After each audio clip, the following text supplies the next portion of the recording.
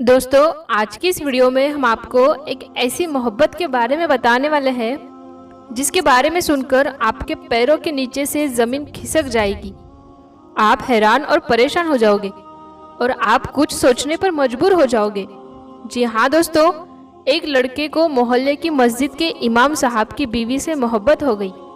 उसके बाद इमाम साहब ने उस लड़के के साथ कुछ ऐसा किया जिसको सुनकर आप लोगों के भी होश उड़ जाएंगे। इसलिए आज का ये वीडियो आपके लिए बहुत ही खास है और खास करके शादीशुदा लोग इस वीडियो को आखिर तक जरूर देखें। दोस्तों, गुजरात के अहमदाबाद में एक जाकिर नाम का एक लड़का रहता था।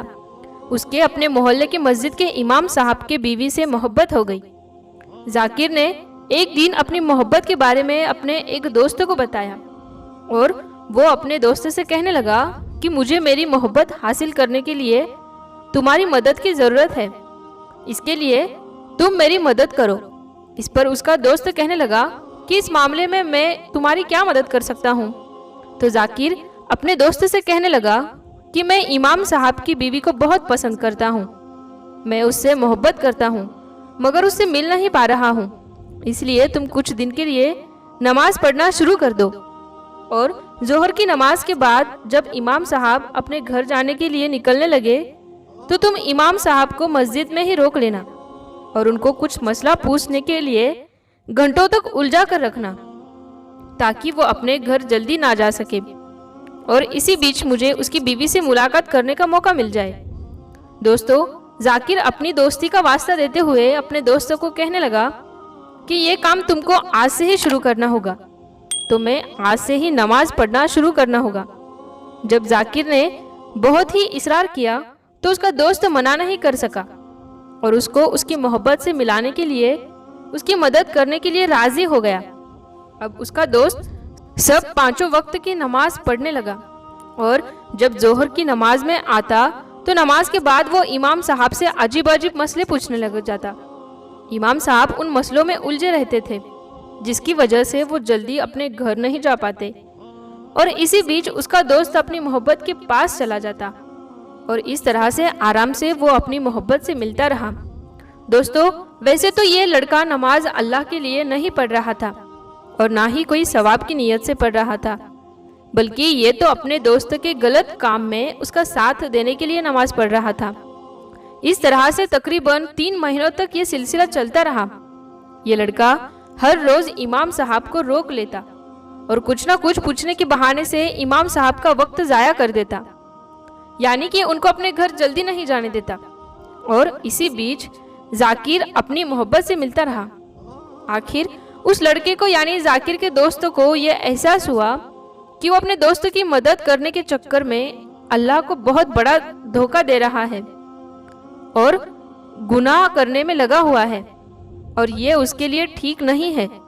कल क़यामत के दिन वो अल्लाह को क्या मुंह दिखाएगा, ये सोचते सोचते उसका दिमाग घूम गया और उसने फैसला कर लिया कि वो अपने दोस्त जाकिर की पोल खोलकर रहेगा। अगले दिन जोहर की नमाज के बाद उसने अपने दोस्त की सारी गंदी हरकतों को इमाम साहब को बता दिया, यानी कि वो जो कुछ भी कर रहा था उसके बारे में सब कुछ सच सच इमाम साहब को बता दिया और ये भी बता दिया कि मैं कोई मस्जिद में नमाज पढ़ने के लिए नहीं आता हूँ, बल्कि मैं तो आपको उलझाने के लिए यहाँ आता हूँ ताकि आपका वक्त ज़ाया हो जाए, आप अपने घर जल्दी ना जा पाओ और मेरे दोस्त को आपकी बीवी से मिलने का मौका मिल जाए। इमाम साहब ने उसकी सारी बातों को गौर से सुना, उसका पूरा वाक़या ध्यान से सुना। तो इमाम साहब उसकी बातों को सुनकर हैरान हो गए और कहने लगे कि तुम किसकी बीवी की बात कर रहे हो, मेरी तो अभी तक शादी भी नहीं हुई है। अभी इमाम साहब की बातों को सुनकर वो लड़का हैरान और परेशान रह गया और सोचने लगा कि जब इमाम साहब की शादी ही नहीं हुई है, जब इमाम साहब की कोई बीवी ही नहीं है, तो 3 महीने से किससे मिलने जा रहा है, वो हर रोज किसके पास जाता होगा। अब उस लड़के का दिमाग घूमने लगा और वो अपने दोस्त की सच्चाई जानने के लिए बेचैन हो गया।